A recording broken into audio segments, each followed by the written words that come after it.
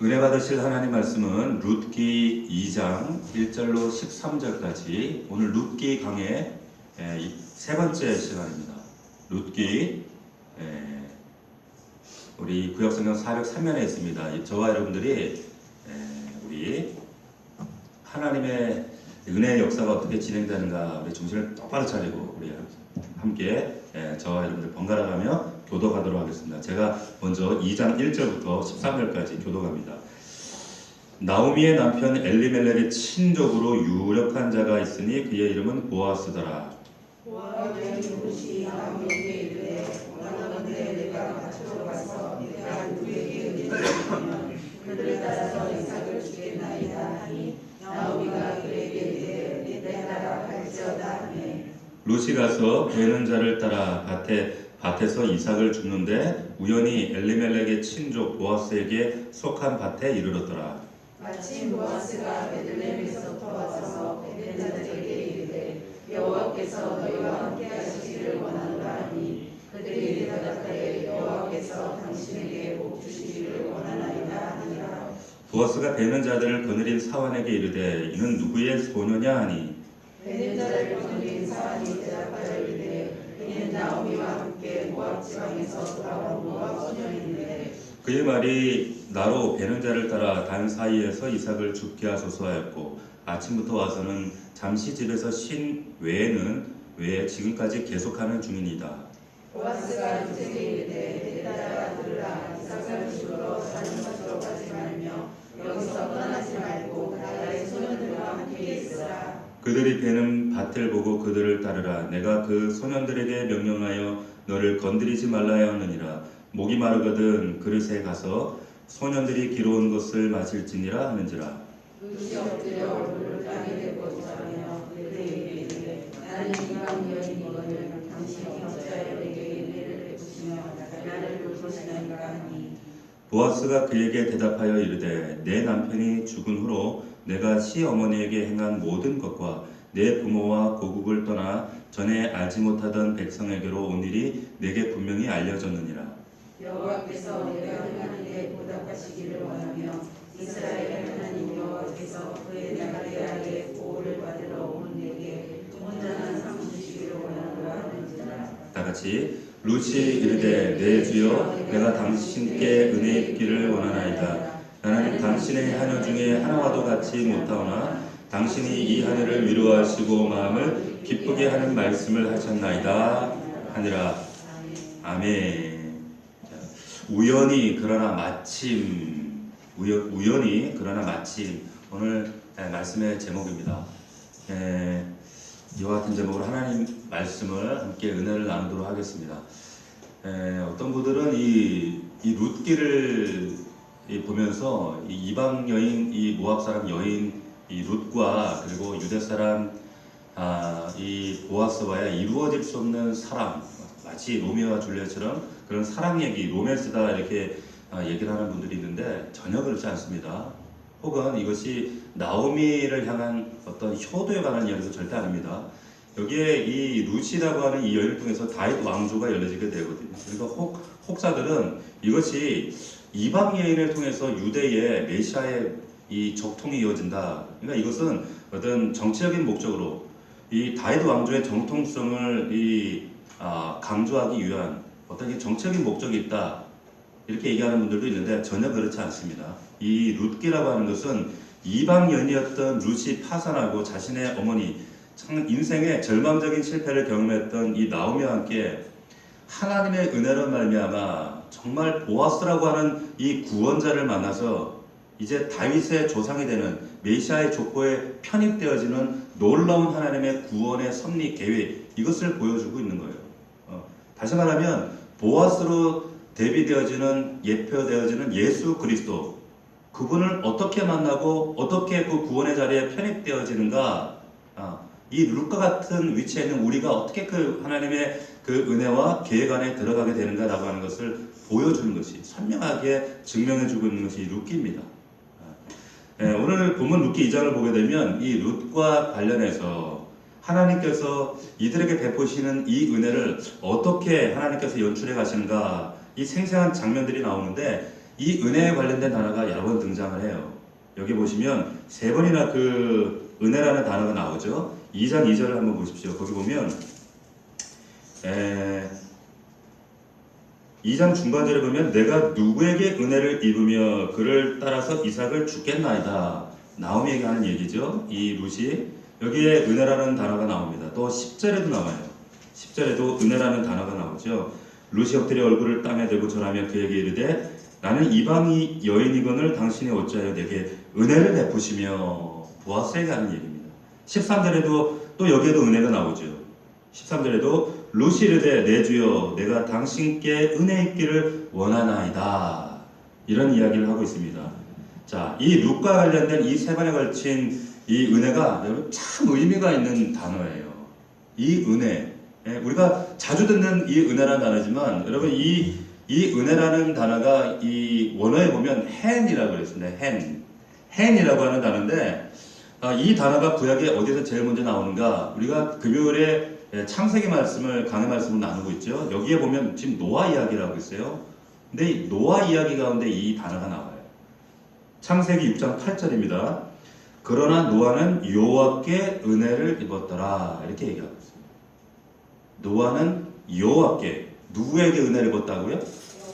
여호와께 은혜를 입었다. 이렇게 말씀하고 있어요. 여기 나오는 단어가 헨이라고 하는 단어입니다. 그러니까 이걸 보면서 제가 참 은혜가 되고 감동이 되는 게 뭐냐면 이 헨 은혜라고 하는 것은 그 원천은 하나님이시구나라는 것을 알 수 있게 되는 거예요.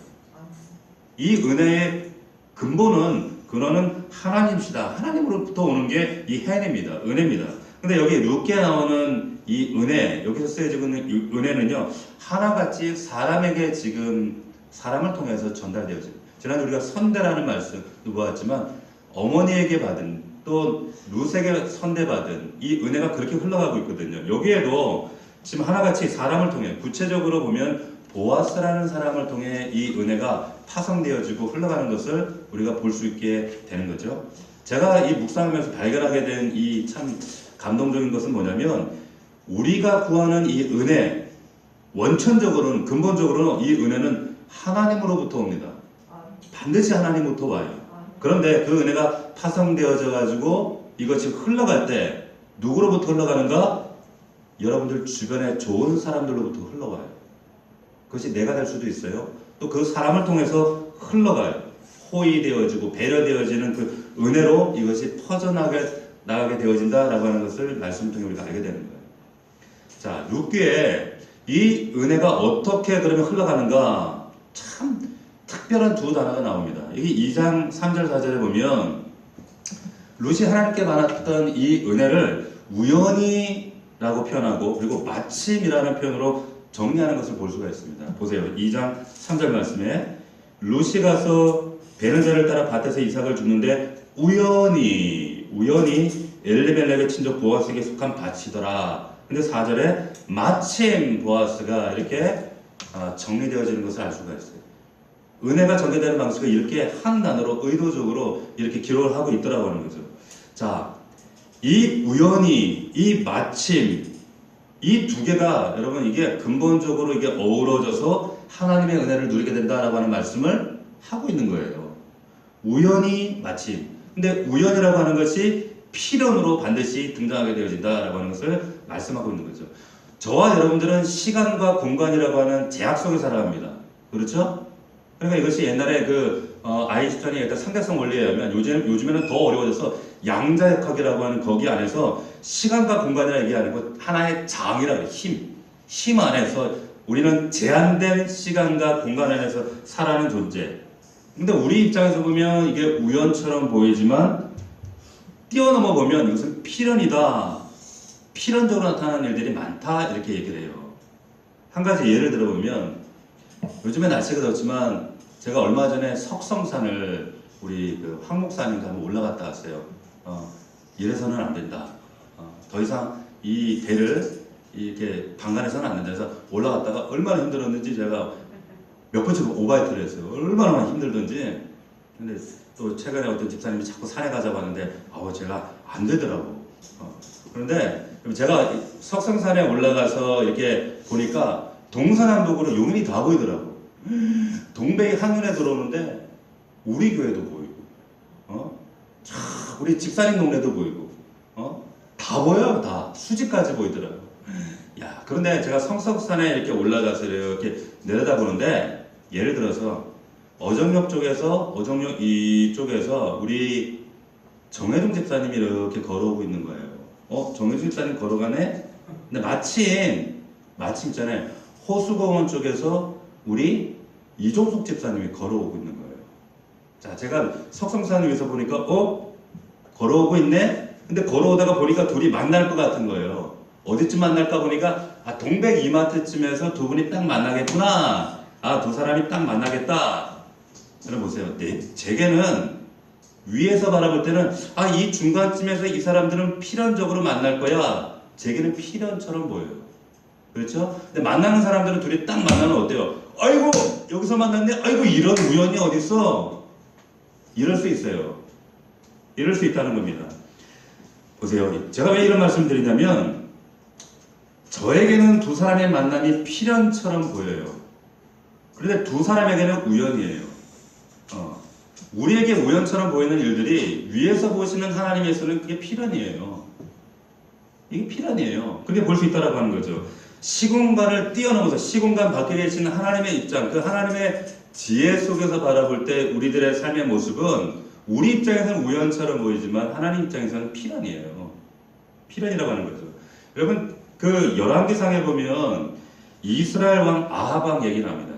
아합 왕 이야기가 나와요. 이 아합 왕의 말로에 대한 마지막에 대한 이야기가 나오는데 아람 왕과의 전쟁이 있었습니다. 근데 그 전쟁 가운데 누군지도 몰라요. 누가 화살을 당겨서 쏘았는데 그 화살을 그 군중을 뚫고 날아가서 아합 왕의 솔기 안에 들어가서 몸에 박히는 사건이다. 근데 그것 때문에 피를 흘리다 결국에 죽게 됩니다. 우연 같아요. 자, 열왕기상 23장 34절에 이런 말씀이 있어요. 들어보십시오.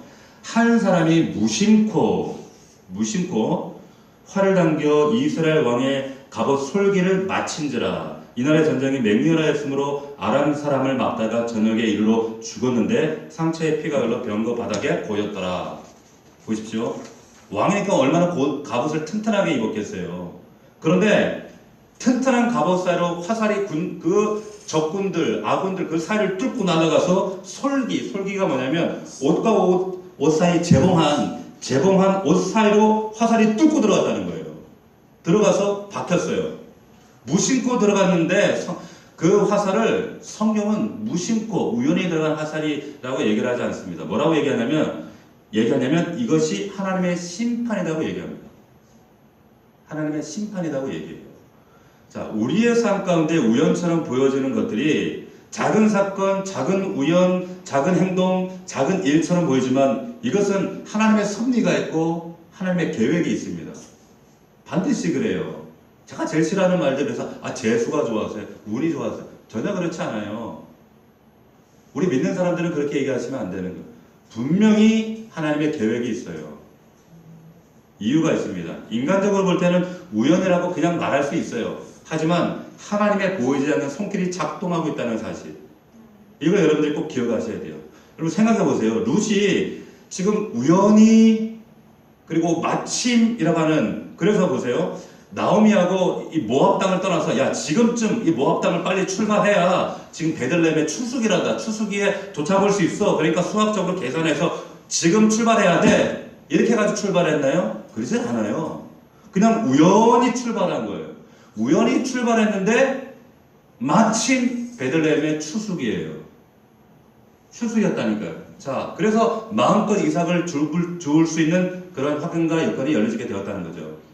근데 룻이 이 친족, 어머니 집안에 친족 집안에 잘 사는 유력자가 있다더라. 근데 그 밭을 가려면 이 밭으로 가야 돼. 의도적으로 이 밭에 있다가 일하다가 보아스가 지나가면 한번 꼬셔볼까 이런 생각으로 갔어요? 아니에요. 우연히 갔는데 마침 그 밭이고, 우연히 갔더니 우연히 그 보아스를 만났고, 우연히가 겹쳐져서 보아스의 만남, 마침의 역사가 나타나는 거예요. 여러분, 여러분들 삶 가운데, 우리 삶 가운데도 하나님께서 이런 식으로 일하셔요. 이런 식으로 일하신다는 거예요. 우연히 이 여러 조합이 겹쳐져서 마침이라는 하나님의 은혜로 우리의 삶 가운데 나타나는 일이 허다합니다. 굉장히 허다해요. 내 인생 가운데, 여러분들 인생 가운데 이 우연히 그러나 마침내 이런 은혜가 있기를 주의 이름으로 축복합니다. 저는 살면서 이런 일들을 너무 많이, 우리 교회를 처음에 개척할 때도 그랬고요. 또 우리 하나님께서 지금까지 섬겨 나가야 될 사람을 지금 이 자리에 있게 하신 과정도 그랬고, 결혼 과정도 그랬어요. 저희 결혼 과정에 뭐 양해하고 들으세요. 제가 우리 아내를 서울에서, 제가 전도사 시절에 교회에서 만났어요. 제가 그때 당시에 외국인들을 섬기는 인도 사람, 파키스탄 사람들을 이 좀 힘없는 약자들이잖아요. 이들을 섬기는 그런 외국인실에 섬기고 있었는데, 이제 우리 아내와 교제를 하면서 만나고, 근데 우연하게 이제 저희 아내가 이제 부산 사람입니다. 근데 이 아내와 만나는 그 과정들, 아주 확신이 없을 때죠. 교제를 했지만, 근데 아내하고 얘기하는 가운데 제가 무릎을 딱 쳤던 때가 있었어요. 아, 이 사람 하나님 붙인 사람이구나. 그때가 언제냐면, 우리 아내가 이제 부산에서 학교 다닐 때, 제가 그때 우리 그 신대원을 준비할 때였습니다. 신대원을 준비할 때니까 20년도 더 된 일이에요. 그러니까 그 신대원을 준비하고 있을 때 부산에 그 부산대학교라는 곳이 있어요. 제가 그 부산대학교 이과동 거기에 도서관에서 신대원 준비를 1년을 휴학을 하고, 그리고 그 도서관에서 준비하고 있을 때, 그때가 그 우리 아내가 졸업반이었어요. 근데 제가 그때는 우리 서로 모르는 사이죠. 만날 이유도 없고. 그때 제가 신대원을 준비하면서 이제 공부하는 중간중간에 부산대학교 그 학교가 굉장히 넓거든요. 굉장히 넓어요. 근데 그 학교를 한 바퀴 돌려면 진짜 1시간 이상 걸리는 것 같아요. 근데 그때 당시에 하나님께서 땅 밟기 하면서 기도하도록 이렇게 그런 시간들을 많이 허락하셨어요. 그래서 기도하는 가운데 또 하나님께 또 제 장례를 올려드리고 이렇게 시간들을 또 여러 가지 기도 제목도 올려드리는데, 불현듯 양해하고 들으세요. 제 개인적인 경험이니까. 하나님께서 그때 제 마음 가운데 어떤 마음을 주셨냐면, 네 배우자를 위해 기도하라는 거예요. 제 마음 가운데. 불현듯 뜬금없잖아요. 갑자기 공부하고 있고 신대원을 준비하고 있고 누군지도 모르는데, 내 아내 될 그 배우자를 위해서 기도해라. 기도했어요. 이유도 없어. 왜 기도해야 되는지도 몰라요. 그런데 마음 가운데 또 하나 주시는 부담은 뭐냐면, 그 아내의 배우자의 어려움이 있다, 이런 마음을 주시는 거예요. 그래서 제 마음으로 그냥 땅을 밟으면서 계속 그 배우자의 하나님 어떤 형편에 있는지 모르지만 이 어려움을 이기게 하시고 또 잘 극복하게 하시고 또 하나님 믿음으로 승리하게, 그렇게 기도하면서 그리고 잊혀졌어요. 그리고 제가 이제 신대원을 가고 서울로 가서 전도사 생활하고 있는데, 그때 아내를 만났어요. 만나면서 교제를 하면서 이제 우연히 그 얘기를 하게 되고, 우연히 외국인실에 온 그 아내를 만났고, 우연히 이제 또 하나님 은혜 가운데 교제를 하게 됐고, 우연히 그 대화를 하게 됐어요. 근데 대화 가운데 우리가 서로 모르는 사이였지만, 그때 그 학교 교정안에 그 아내가 그 졸업반을 준비하고 있던 그때가 그 도서관이 같은 도서관이더라고요. 같은 도서관, 같은 식당인 거예요. 야, 신기하네. 예. 그리고 이제 서로 얘기를 하는데, 그때가 언제였냐면 그 IMF 때였어요. IMF가 막 터지고 났을 때. 그때 그래서 우리 아내 이제 돌아가셨지만, 그때 우리 장인이 이제 실제 가시고, 그리고 대학원을 준비하다가 갑작스럽게 이제 대학원을 포기하고, 이제 불현듯 갑작스럽게 이제 취업을 준비하는, 그래서 이제 결국 서울로 취업을 하게 됐거든요. 근데 그런 과정이었던 거예요. 그때 제가 그 얘기를 들으면서, 하나님의 사람들에게는 우연이 없구나. 그리고 제가 또 하나 깨달았던 게 뭐냐면, 하나님 배우자는 하나님께서 정해주시는구나. 그때 제가 무릎을 딱 쳤어요. 우연이 없구나. 우리는 그냥 우연처럼 우연히 그 학교에서 같은 도서관 그 식당에서 오가면서 만났겠지, 우연이라고 치부할 수도 있겠죠. 근데 제가 그게 우연이라 느껴지지 않는 거예요. 하나님께서 분명히 당신의 계획 가운데, 섭리 가운데, 그리고 그때도 우연히 기도 가운데 그런 마음을 주신 것이 아니라 하나님의 분명한 계획이 있었다는 거죠. 제가 그때를 참 잊을 수가 없습니다. 이 우연히가요, 겹쳐지고 쌓여져서 마침이라고 하는 하나님의 은혜로 열매 맺어지게 되었더라는 거예요. 내 삶 가운데, 여러분들 삶 가운데, 여러분 절대 우연히가 없습니다. 한 가지도 우연히가 없어요. 스쳐 지나가는 사람도 우연히 없어요. 거기 하나님의 계획이 반드시 있다라고 하는 거죠. 이게 하나님의 은혜입니다. 우리를 인도해 주시고, 우리 하나님의 섭리 가운데 살아가게 하시고, 하나님의 계획 안에 있다라는 사실. 이 사실 여러분들이 꼭 믿을 수 있기를 주의 이름으로 축원합니다. 필연이에요. 반드시 필연입니다. 필연이에요. 그러니까 우리가 하나님 앞에 함부로 까불면 안 돼요. 우림에 재순에 이러시면 안 되는 거예요. 여러분, 그 맥스 루케이도라고 하는 목사님이 있는데, 이분이 이것과 관련해서 아주 참 재미난 얘기를 하셨어요. 그래서 그 책에 나오는 얘기인데 그냥 있는 그대로 제가 한번 읽어드릴 테니까 한번 들어보세요. 이 존 이글렌이라고 하는 사람이 얘기를 하고 있는데, 존 이글렌은 일생 동안 한 번도 설교한 적이 없다. 그가 원하지도 않았기 때문이 아니라 그가 할 필요를 느끼지 못하기 때문이었다. 그런데 어느 날 설교를 하게 되었다.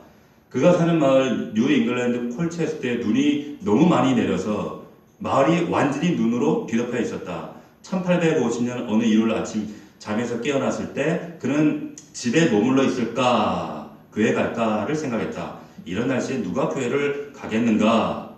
그러나 그는 다시 생각했다. 이 부분이 중요해요. 어쨌든 나는 집사가 아닌가. 집사가 교회 가지 않으면 누가 가겠는가? 여러분 새겨 들으세요.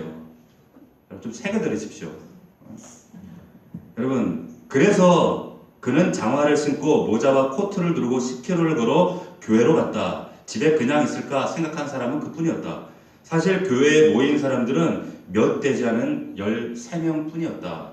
12명의 성도와 1명의 새신자, 그게 전부였다.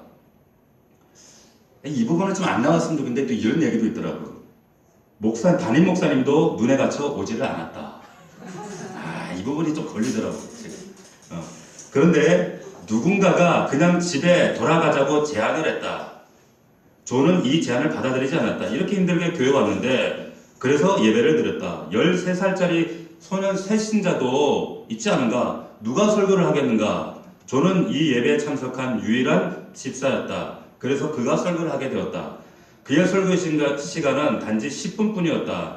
설교를 늘리려고 막 노력하는 가운데 설교가 논지없이 종잡을 수 없는 대로 흘러갔다. 그러나 설교가 거의 끝날 즈음 뭐라고 규정할 수 없는 힘과 능력으로 그 소년에게 그가 소리쳤다.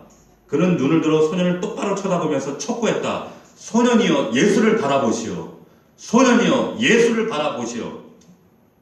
나중에 성인이 된 그 소년이 그때를 기억하면서 이렇게 대답했다. 나는 바라보았습니다. 그리고 나서 내 마음속에 구름이 걷히고 어둠이 물러갔습니다. 그리고 바로 그 순간 빛나는 태양을 보게 되었습니다. 이 13살 소년이 누군가 하면 이분이 나중에 여러분 설교의 제왕이라고 하는 찰스 스펄전이라고 하는 목사님이에요. 목회자라면 다 알아요. 마틴 로이드 존스 목사님과 이 찰스 스펄전 한 번쯤은 이분의 설교를 보고 이 책을 다 접하게 되는 책이거든요. 근데 이분을 통해서 영국의 영적 대각성운동이 일어납니다. 그리고 이 영적 대각성운동이 전 세계로 퍼져나가게 되거든요. 이 13살 소년이 바로 그 소년이었다는 거예요. 한 마을에 가서 그 집사님, 횡설수설하는 그 집사님의 설교를 듣고 우연 같아요? 우연입니까? 아니에요. 하나님의 계획이 있다는 거예요. 하나님의 섭리 가운데 그 설교를 통해서 놀라운 이와 같은 역사가 있게 되었다라고 하는 거죠. 사랑하는 성도 여러분, 여러분들 삶 가운데 우연인 것처럼 보여지는 많은 사건, 사람, 일들이 있지만 거기에 하나님의 섭리가 있어요. 이걸 볼 수 있는, 분별할 수 있는, 이것을 이 하나님의 섭리의 길을 따라갈 수 있는 저와 여러분들이 될 수 있기를 주의 이름으로 축원합니다. 필연이에요. 필연이라고 하는 얘기죠. 우리가 이걸 믿음으로 깨달을 때 이 하나님의 은혜를 내가 소유할 수 있게 됩니다. 반드시 그래요. 그런데 여러분 중요한 사실이 있습니다. 아주 중요한 사실을 이제부터 여러분들 말씀드리는데 우연히가 겹쳐져서 마침 이 놀라운 은혜의 물줄기 안에 내가 발을 들여놓게 되는데 얼마나 감사해요. 이 복들을 내가 누린다고 할 때. 그런데 이 우연히 그러나 이 마침의 은혜는 이 은혜의 원천은 하나님이신데 하나님이 은혜를 주시지만 그러면 우리는 뭐예요? 그냥 가만히 있으면 되는 거예요? 그렇지 않습니다. 그렇지 않더라는 거예요. 여러분 이 은혜는 하나님만 주시지만 조건은 없이 주시는 은혜지만 이 은혜의 수혜자가 누가 되느냐? 그 당시에 흉년과 고통과 아픔이 많이 있었지만 그 복을 누린 자는 룻 이 가정이었어요. 그러면 이 수혜자는 누가 되느냐는 거예요. 이 은혜의 축복을 누가 받느냐? 잘 들으십시오. 첫 번째는 여러분 은혜는 붙잡는 자가 받는 거예요. 은혜는 사모하는 자가 받는 거예요. 이거 오해하시면 안 돼요. 감나무 밑에 가서 이러면 하나님은 감뚝 주시고 은혜 조건 없이 주니까 거저 주신 다음에 하나님 입장에서는 조건 없이 거저 주는 거지만 여러분 우리 입장에서 우리가 해야 될 몫이 있어요. 자, 여러분 말씀 1, 2절을 다시 한번 보시기 바랍니다. 여기에 1, 2절 말씀에 보면 엘리멜렉의 친족 유력한 자, 이 사람이 보아스라고 했어요. 유력한 자다. 쉽게 얘기하면 돈 많고 빽 있는 사람이에요. 이게 유력하다는 뜻인데 아직 나오진 않지만 이 사람이 친족이라고 했어요. 그 뒤에 가서 이제 이 사람을 보아스를 어떻게 소개하냐면 기업 물을 자다 이렇게 얘기합니다. 기업 물을 자. 이것을 고엘이라고 얘기해요. 고엘이라고 들어보셨어요? 고엘? 이 고엘이 뭐냐면 지금 내가 빚을 졌어요. 막대한 빚을 져가지고 이 빚 때문에 내가 종으로 팔려가게 생겼어요. 혹은 내 지금 이 소중한 땅을 다 빼앗기게 생겼어요. 그런데 이 위기에 빠져있던 나를 대신해서 친족 중에 누가 와서 이것을 대신 갚아주는 이 사람, 이걸 고엘이라고 그래요. 고엘. 신약으로 넘어와서 이것을 뭐라고 얘기하냐면 대속이라고 얘기합니다. 대속. 랜섬이라는 말 들어보죠. 랜섬. 이게 뭐냐면 대속이라는 뜻이에요. 영화도 있었어요. 이런 영화. 이게 고엘이라는 뜻이에요. 근데 이 보아스가 나중에 그 나오미 가정에 고엘로 등장하라는 거예요. 내가 기업 물을 자다. 이만큼 이 사람은 유력하고 뭔가 가진 사람이라는 거죠. 근데 이 보아스라는 이름 여러분 어디서 들어보지 않으셨어요? 이 보아스. 어디서 들어보셨어? 보아스? 구약 성경에? 솔로몬의 성전에? 뭐가 있어요? 기둥이 있잖아. 기둥이 있었잖아요. 야긴과 보아스가 있잖아요. 야긴은 뭡니까? 야긴이라는 뜻이 뭐예요? 하나님이 세우신다는 뜻이에요. 근데 보아스는 뭡니까? 보아스? 그에게 하나님에게 능력이 있다 이런 뜻이에요. 그러니까 보아스가 그 이름이 능력을 가진 사람이란 말이에요. 이 성전 앞에 있던 기둥처럼 보아스라고 하는 이 기둥의 이름 특정 이 보아스라는 사람에게 그대로 반영되고 있는 거예요. 이 유력한 자, 이 기둥 같은 자를 만나게 하세요. 은혜죠. 은혜예요. 잘 들으세요. 여러분, 하나님께서는 이 나오미의 가정이 지금 절망적으로 모든 삶의 문이 닫혀버렸어요. 그런데 하나님은 반드시 하나님의 사람들에게는 다른 문을 여시는 분입니다. 다른 문을 여셔요. 그 하나님이 우리 하나님이세요. 하나님께서는 우리가 절망하게 될 때 막혀진 그 문 뒤에 또 다른 문을 예비하신 분입니다. 그 하나님이세요. 자, 2절에 보니까 룻이 시어머니한테 어머니 나가서 이삭을 죽겠습니다. 이삭을 먹고 살아야 되니까 이삭을 죽으러 나가겠습니다.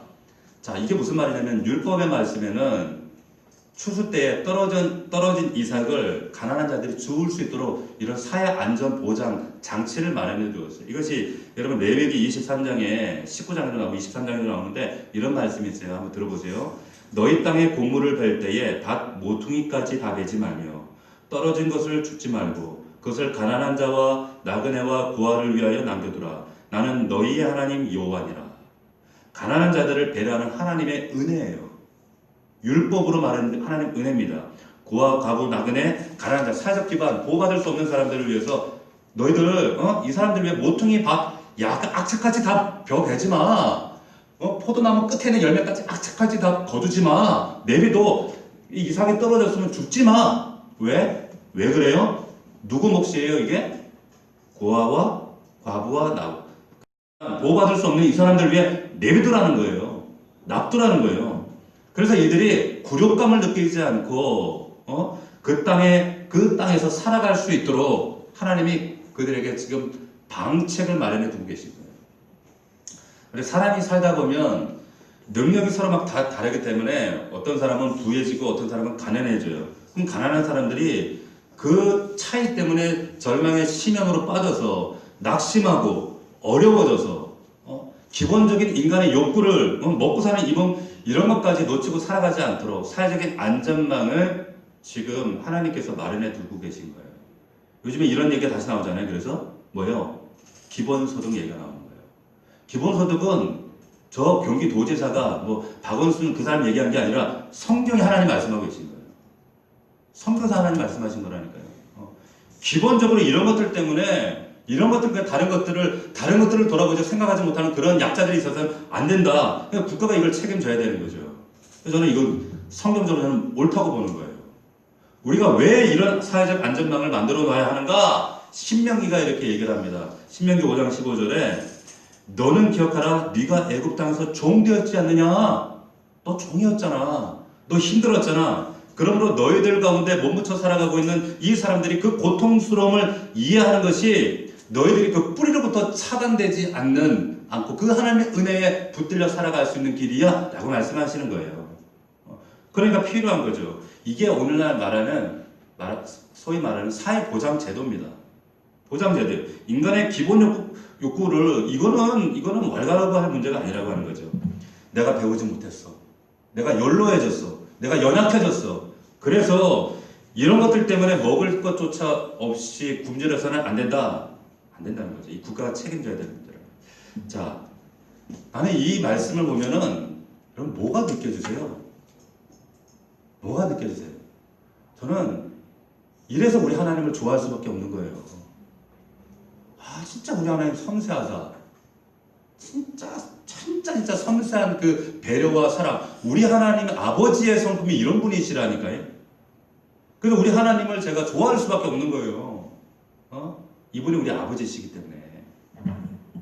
중요한 사실은 이걸 율법으로 하나님이 이건 은혜야.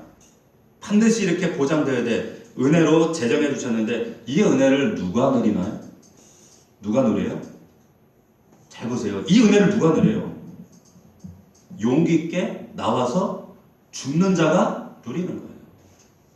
누리는 거예요. 이 율법의 말씀, 이방인인데 이 율법의 말씀을 물론 어머니를 통해 들었겠죠.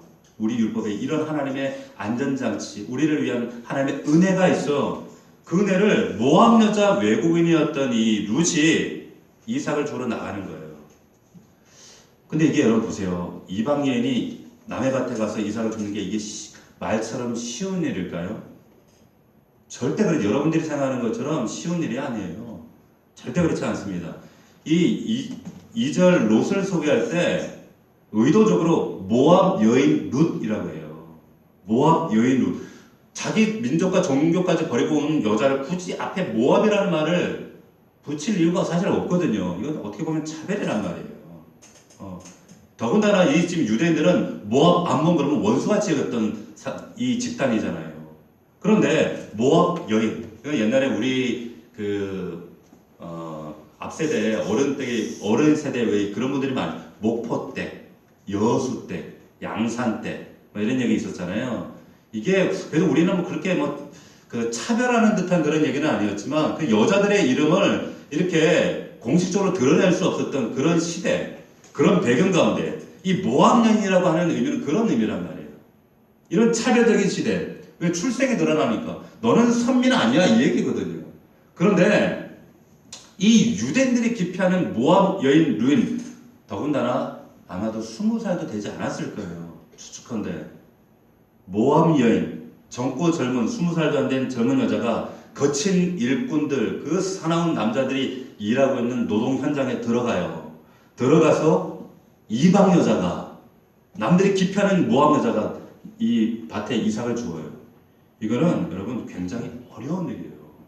오죽했으면 보아스가 이 사람을 보호해 주라고 9절 말씀, 2장 9절에 보면 이런 말씀이 있습니다. 그들이 베는 밭을 보고 그들을 따르라. 내가 그 소년들에게 명령하여 너를 건드리지 말라 하였다. 이게 무슨 말이냐면 그때 당시에는 정말 오늘날도 마찬가지지만 불의한 노동 현장, 폭력, 추행, 부당한 요구, 이 20살도 안 되는 이방 여자에게 얼마나 그런 것들이 많이 가해졌겠어요. 그러니까 보아스가 딱 못하도록 막아주는 거예요. 딱 막아주는 겁니다. 룻도 이 사실을 알았을까요? 몰랐을까요? 알지요. 더군다나 자기는 이방 여자인데. 그런데 용기 내서 이삭을 주러 가는 겁니다. 가는 거예요. 하나님의 법의 수혜자가 되는 거예요. 그래서 여러분 이 은혜를 여러분들이 붙잡는 거예요.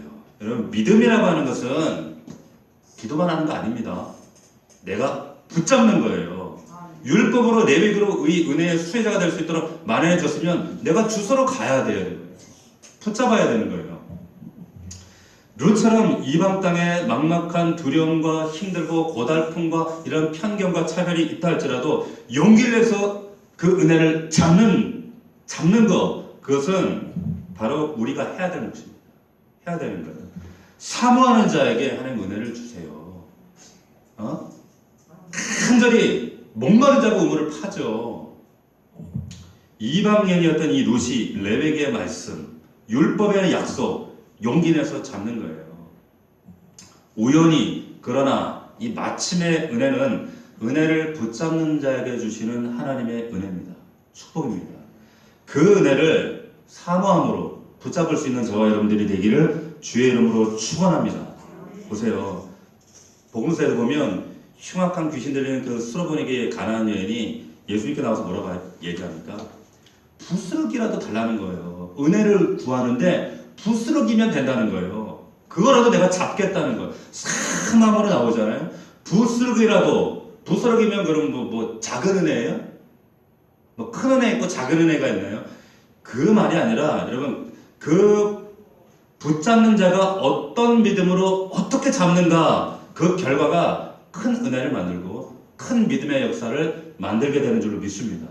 그 얘기를 하는 거예요. 믿음은 그래서 은혜로 붙잡는 거예요. 붙잡아야 돼요. 사모하고 간절히 붙잡는 자, 사모하고 간절히 붙잡는 여러분들 되기를 주의 이름으로 축원합니다. 사모해야, 붙잡아야 내가 하나님 앞에 더 사모함으로 내가 전진해 나가죠. 그 자리가 하나님 은혜의 그 물줄기가 흘러간다니까요. 두 번째, 우연히 마침, 그리고 이 마침의 은혜가, 이 수혜자가 누가 되는가? 첫 번째는 내가 붙잡아야 되고, 그리고 여기에 보면 또 한 가지가 있습니다. 놓쳐서는 안 되는 게 있는데 5절 7절 말씀을 다시 한번 보시면 2장 5절 7절 말씀, 여기에 보면 보아스가 추수하는 사람들에게 물어요. 야, 전 일하는 여자가 누구냐? 그랬더니 이 추수하는 감독이 저 여자가 나오미와 함께 왔던 모압 여인 룻이라고 하는 사람인데 뭐라고 합니까? 여기 보면 7절에 그의 말이 나로 베는 자를 따라 단 사이에서 이삭을 죽게 하소서 하였고, 여기 보세요. 아침부터 와서는 잠시 집에서 쉰 외에는 지금까지 계속하는 중인이다, 이렇게 얘기해요. 아침부터 지금까지 계속 쉬지 않고 일한다는 거예요. 뭘 말하는 걸까요? 이 은혜의 수혜자는 뭐예요? 일상에서 하나님 앞에 정말 열심과 최선을 다하는 자예요. 정말 최선을 다하는 자예요. 보세요. 보아스가 루이스라고 하는 그 연예계 관심을 표명합니다. 이것도 은혜죠. 관심 받을 자격이 없어요. 관심 받을 이유가 없어요. 수많은 사람들 가운데 유독 그 여인에게 관심을 주는 것도 은혜예요. 아무 보잘것없는 우리에게, 관심 받아야 될 이유도 없는 우리에게 하나님께서 우리를 지명하시고 관심을 주시는 것 자체가 은혜입니다. 전혀 그럴 필요도 없어요. 그럴 이유가 없어요. 그런데 우리에게 관심을 주시고 우리를 배려해 주시고 만나 주시는 그 하나님의 은혜, 그 은혜 가운데 우리가 있어요. 그런데 보세요. 6절 7절에 이 보면 룻은 보아스가 온 줄도 몰랐어요. 이게 보아스의 밭인지도 몰랐습니다. 보아스가 자기에게 관심을 갖는지도 몰랐어요. 그냥 열심히 일했던 것 뿐이에요. 그런데 보세요. 우리 지난주에 말씀을 나눴던 것처럼 룻이라고 하는 사람이 그 시어머니를 포기하지 않고 버리지 않고 그 시어머니에게 그 어머니 타자의 고통 속으로 들어갔어요. 성육신했어요. 그 고통 속으로 들어가서 배한봉 시인이 얘기했던 것처럼 그늘이 되어주는 인생이 된 거예요. 정말 공감하는 사람이에요. 이 룻은 누군가 다른 사람의 아픔과 눈물을 공감해주는 그런 사람이 바로 룻이었고, 그리고 이 일상 현장에서 정말 열심히 성실하게 자기의 일상에 최선의 열심을 다했던 사람이 이 룻이었다고 하는 거예요. 정말 귀하고 아름다운 사람이라는 거예요. 하나님은 이런 사람에게 이 은혜를 베풀어 주신 줄로 믿습니다. 이걸 우리가 잊으면 안 돼요. 은혜는 그냥 하나님 거저 주시고 그냥 마냥 주시는 것이 아니라 이런 자에게 이 은혜가 하나님 우리에게 은혜를 베풀 때 어떤 신분이나 배경이나 우리가 잘나고 똑똑함 이런 것들 따지지 않아요. 그렇지만 다만 사모하는 자에게, 그리고 내 일상에서 정말 하나님을 바라보고 내 이웃들 그 타자의 아픔 가운데 공감해 그 자리 가운데 나아가서 공감해주고 정말 열심을 다해 내 일상에 최선을 다하는 그 자에게 하나님께서는 은혜를 부어주세요. 은혜를 부어주십니다. 반드시 부어주십니다. 충성을 다하는 자에게 은혜를 주세요. 작은 자에게 큰일 맡겨주세요.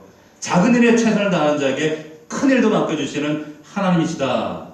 이것을 보여주시는 거예요. 그래서 이 룻이 보여주고 있는 그 성실함과 최선의 모습을 통해서 하나님께서 또 다른 은혜의 기회를 열어주시는 사건, 이야기예요. 이와 같은 은혜가 저와 여러분들에게 있었으면 좋겠어요. 있기를 축원합니다. 말씀을 정리하겠습니다. 은혜는 여러분 하나님이 주시는 거예요. 그 은혜의 원천은 하나님이십니다. 우리가 절대로 포기하거나 정말 낙심하지 말아야 될 것은 우리는 그 하나님의 계획과 섭리 안에 있다는 것. 우리 삶에 절대 우연 없습니다. 하나님이 의도하신 필연만 있을 뿐이에요. 그 필연이 마침이라고 하는, 우연히가 겹치고 쌓여서 마침이라고 하는 은혜로 우리의 삶 가운데 우리의 삶이 하나님의 은혜로 충만하기 위해서는 어떻게 하셔야 돼요? 사모하셔야 돼요. 하나님의 은혜를 붙잡으셔야 돼요. 그 은혜 앞에 나아가셔야 돼요. 그냥 일주일에 주일만 주인 앞에 나와서 온라인이든 현장에 나와서 이렇게 은혜 잠깐 삐쭉 이것이 아니라 은혜를 사모하셔야 돼요. 은혜를 갈망하셔야 돼요. 붙잡는 자에게 그 은혜가 임한다는 것. 그리고 우리 일상 가운데 하나님 앞에 우리가 그 가정이든 여러분들 직장이든 어떤 현장이든 우리 교회든 여러분에게 맡겨진 작은 일 맡긴 자에게 큰 일 맡깁니다. 열심을 다하는 자에게 하나님 은혜가 닿아요. 이 사실을 여러분들이 꼭 붙들 수 있기를 주의 이름으로 축원드립니다. 이 은혜를 붙잡는 저와 여러분들, 우연히 그러나 마침의 이 은혜로 여러분 한 주간도 승리할 수 있는 저와 여러분들 되기를 주의 이름으로 축원합니다. 기도합시다. 우리 함께 1분간만 기도합시다. 하나님, 우리의 삶 가운데 보여지는 것들은 이 코로나 시대에 모든 것이 답답하고 어려운 현실 같지만, 그러나 이 모든 것도 하나님의 은혜의 섭리 안에 있음을 믿습니다. 우연히 내 삶 가운데 만나는 우연과 사건과 일들을 통해서 마침내 하나님 허락하시는 이 놀라운 은혜의 자리에 우리가 서기를 원합니다. 아버지, 이 은혜의 주인공이 우리 넘치는 모든 성도들이 될 수 있도록 인도하여 주시옵소서. 아버지 하나님, 절대로 포기하지 않겠습니다. 낙심하지 않겠습니다. 물러나지 않겠습니다. 아버지, 최선을 다하여 하나님의 일이나 우리 가정의 일이나 우리 일상의 일에서 열심을 다하는 자들 되겠습니다. 타자의 고통 가운데로 들어가는 누군가에게 그늘이 되어주는 그러한 사람이 되길 원합니다. 아버지 하나님, 이 은혜가 우리 안에 충만히 임하게 도와주시옵소서. 아버지 하나님, 내게 이 은혜를 부어 주시옵소서. 우리 1분간만 통성으로 함께 기도하도록 하겠습니다. 기도합시다. 살아계신 아버지 하나님, 은혜와 사랑을 감사합니다. 아버지 하나님, 우리에게 허락하시는 이 하나님의 놀라운 은혜의 주인공, 아버지, 이 우연히 그러나 마침의 은혜가 우리 안에 임하기를 원합니다. 우리 안에 아버지 부어지기를 원합니다. 우리 삶에 우연이 없습니다. 하나님, 우리를 내버려 그러나 우리를 포기하는 분이 아니십니다. 신실함을 가지시고 그 신실한 하나님은 은혜를 붙잡는 자에게, 은혜를 사모하는 자에게 하나님 이 은혜를 허락하시는 줄로 믿습니다. 하나님 우리의 삶을, 우리의 시간을, 우리의 인생을 하나님 원망과 찾아가 낙심으로 보내지 않게 도와주시옵시고 다시 일어서서 다시 시작하게 하시고 하나님 전진하게 하시고 우리의 삶을 이 우연을 가져간 필연 속에 하나님 일하시는 하나님의 놀라운 계획을 발견할 수 있도록 도와주시옵소서. 하나님 한쪽 문이 닫히면 다른 문을 여시는 하나님이십니다. 예비하신 그 하나님의 은혜를 붙잡는 우리의 사랑은 넘치는 성도들 낼 수 있도록 인도하여 주시옵소서. 우연히 그러나 이 마침의 은혜가 우리 사랑하는 이 자리에 있는 우리 아버지는 이 자리에 예배하는 모든 성도들과 온라인으로 예배하는 우리 모든 성도들 위해 하나님 충만하게 임하여 줄 수 있도록 인도하여 주시옵소서. 아버지 하나님 함께하여 주시옵소서. 역사하여 주시옵소서.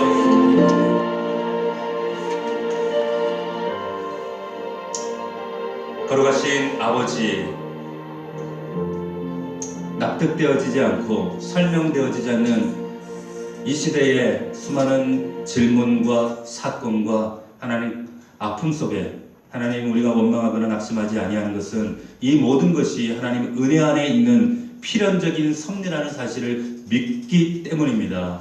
하나님 우리 사랑하는 넘치는 가족들 저들의 삶 속에 하나님 우연히 겹쳐지고 또 우연히 겹쳐지고 그 우연히 겹쳐져서 아버지 하나님 마침의 은혜로 우리의 삶 가운데 그 부어주시는 하나님의 은혜를 경험하고 체험하는 우리 모든 성도들 되어줄 수 있도록 축복하여 주시옵소서. 아버지 하나님 간절히 비옵나니 하나님 우리 모든 성도들이 정말로 우리의 일상에서 하나님의 은혜를 최선을 다해 감당하게 하시고 교회에서나 가정에서나 우리에게 맡겨주신 하나님의 사명 전심을 다해 감당할 수 있는 자들 되게 하시고 작은 것에 충성된 자가 큰 일 맡긴다고 말씀하셨습니다.